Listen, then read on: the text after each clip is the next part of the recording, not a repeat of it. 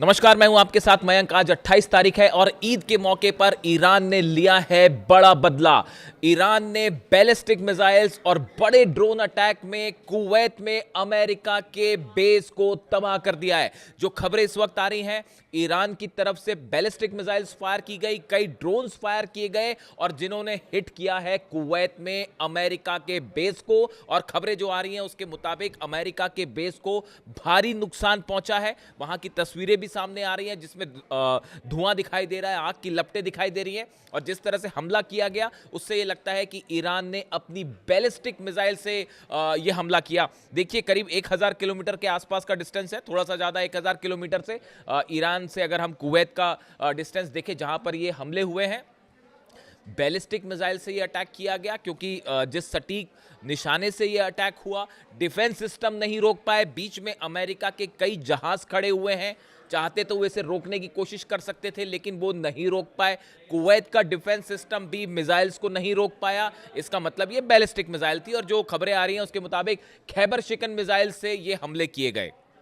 ये बड़ा पलटवार है ईरान का और ईरान की तरफ से करारा जवाब माना जा रहा है अमेरिका को। देखिए, जो ये शुरुआत कैसे हुई, पहले मैं आपको एक बार अभी जो खबर बता दूं जो लेटेस्ट आई है। Iran Islamic Revolutionary Guard Corps says it stuck a base used by United States force in response to US attacks on an Iranian target near the Strait of Hormuz. Iran का कहना ऐसा है, आज सुबह America की तरफ से बंदर अब्बास में 3 जगह पर हमले किए गए थे जो कि मिसाइल्स अटैक थे। फाइटर जेट से भी हमले किए गए लेकिन मेजर अटैक जो है मिसाइल से था।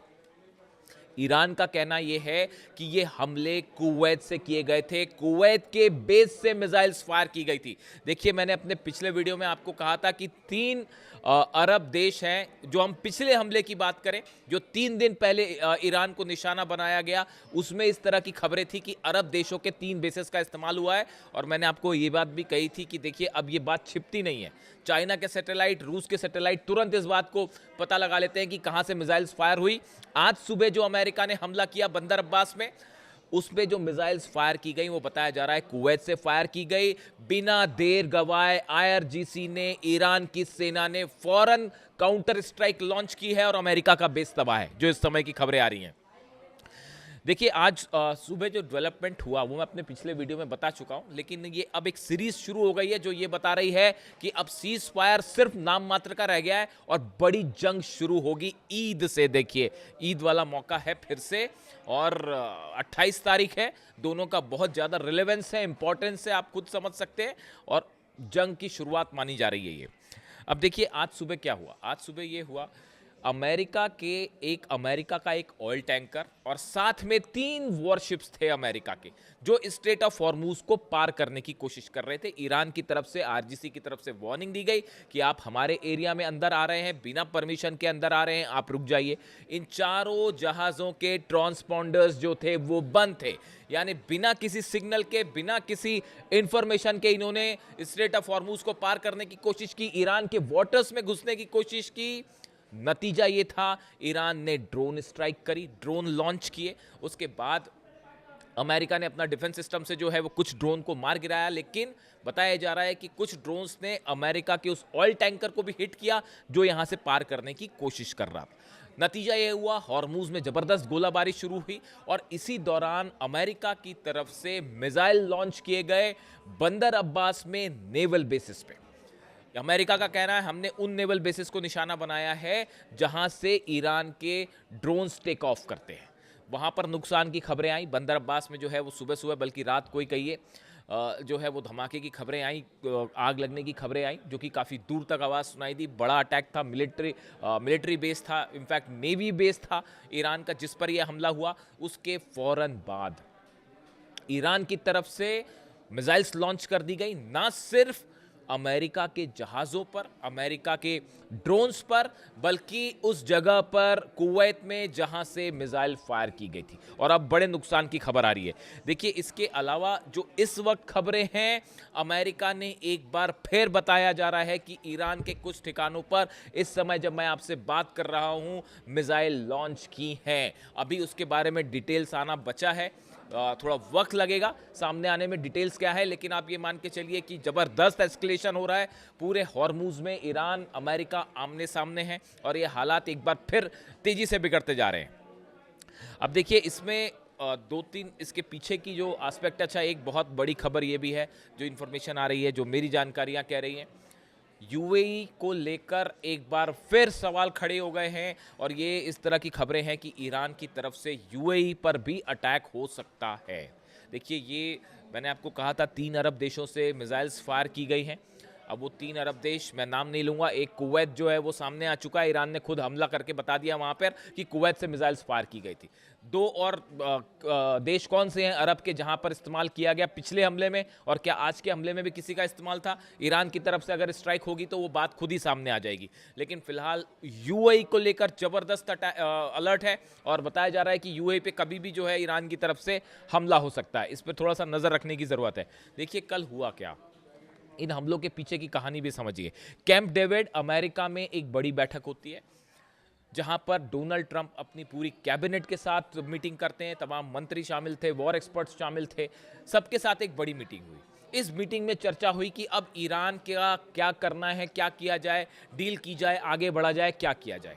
इसमें जो सबसे क्रिटिकल मुद्दा था वो ये था कि ईरान का जो यूरेनियम है, अगर वो चीन, इस तरह के कई प्रस्ताव सामने आ रहे। देखिए मैं ये नहीं कह रहा कि ईरान की तरफ से प्रस्ताव आए हैं, लेकिन इस तरह की तमाम चर्चाएं हैं अलग अलग सोर्सेस से। इसलिए चूंकि चर्चाएं हैं इसलिए हम भी उस पर चर्चा कर रहे हैं। डोनाल्ड ट्रंप को यह मंजूर नहीं है कि ईरान अपना यूरेनियम जो है वो चाइना को दे या रूस को दे। इसकी 2 वजह है। पहली वजह यह है कि ईरान, पहली बात तो हालांकि ईरान अपना यूरेनियम देने को तैयार ही नहीं है।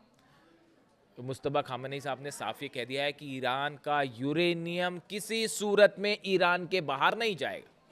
ये बात साफ कर दी गई है और अब तक ना तो यूरेनियम पर कोई बात हुई है, ना न्यूक्लियर प्रोग्राम को लेकर कोई बात हुई है। कोई इस तरह की बात नहीं हुई।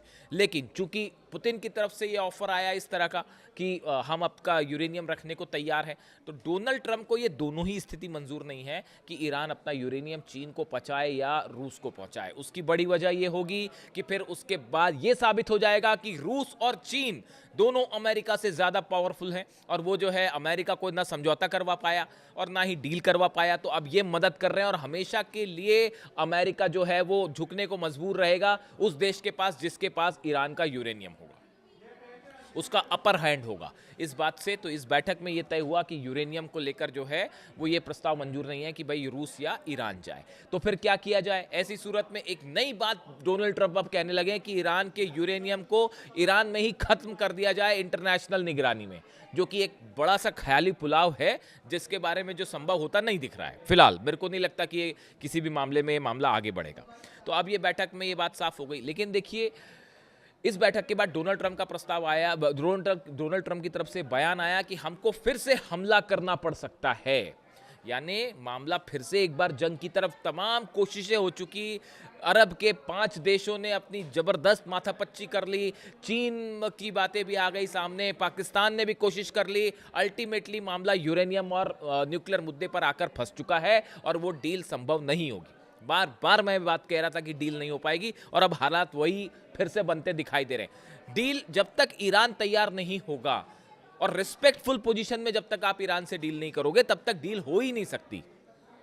अब देखिए ऐसे हालात में ये जो 5-4 जहाज़ों ने अमेरिका के स्ट्रेट ऑफ हॉर्मुज पार करने की कोशिश की, ईरान के वाटर से पार करने की कोशिश की, ये इस कैंप डेविड में जो मीटिंग हुई उसके बाद की कोशिश थी।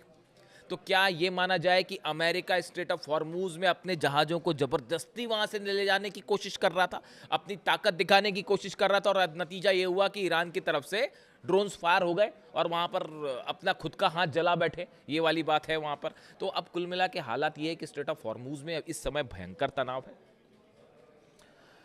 वॉर वाली सिचुएशन ऐसी है कि सीज फायर, वो नाम का सीज फायर बचा हुआ है, दोनों तरफ से लगातार हमले जारी हैं। अब देखिए आज 28 तारीख है, 28 तारीख को ही अली खामेनी साहब का असैसिनेशन हुआ था रमज़ान के बीच में, और आज देखिए बकरीद का मौका है, ईद का मौका है, हज, पूरी दुनिया में जो है वो हज की चर्चा है, अरब देशों में हज की चर्चा है, ईद मनाई जा रही है और उस बीच में ये फिर से हमले हो जाना, ये किस बात का संकेत देता है? आप खुद समझिए, मैं आप पर छोड़ता हूँ ये कि आप सोचिए आप इसको किस तरह से लेते हैं।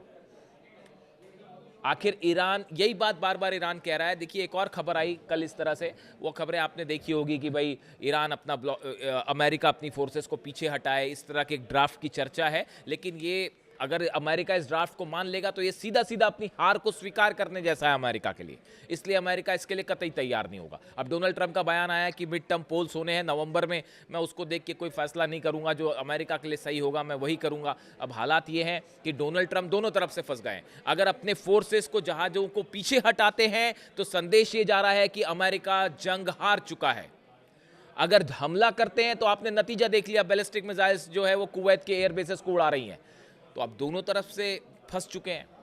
अब इस हालात में आप देखिए, जंग में अगर आप ईद की बात करें तो ये ईद जो है एक बार फिर से ईरान की जीत लेके आई है। जंग की बात करें तो ईरान भारी पड़ रहा है। अगर डील की निगोशिएशंस की बात करें उसमें भी ईरान भारी पड़ रहा है। हॉर्मूज में भी ईरान भारी पड़ रहा है। कोई डील की जहां तक बात है उस पे भी जो ईरान भारी पड़ रहा है। सामने जो है वो फुटबॉल का वर्ल्ड कप होना है अमेरिका में, वो उसको नहीं समझ पा रहे हैं कि कैसे डील किया जाए। चाइना, रशिया की तरफ से अलग प्रेशर बनाया जा रहा है। पुतिन जो है वो अपनी न्यूक्लियर मिसाइल्स लेकर तैयार है कि यूक्रेन पर बरसाने के लिए।